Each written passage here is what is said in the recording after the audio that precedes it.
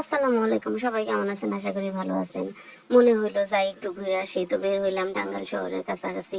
এই যে বড় গালিবাড়ি কাছাকাছি 195 নাকি হয়ে গেছে। এই যে দেখেন কত সুন্দর সুন্দর জিনিস দেখা যাইতেছে।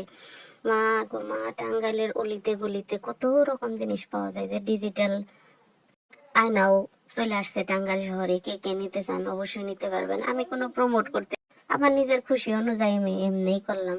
এত ভিড় এই দোকানটাতে, এত লোক।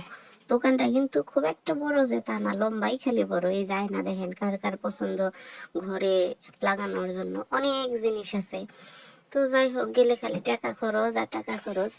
আমরা চাই না টাকা খরচ করার জন্য, খালি ঘুরা ঘেরা দেখে দেখে চলে আসলাম।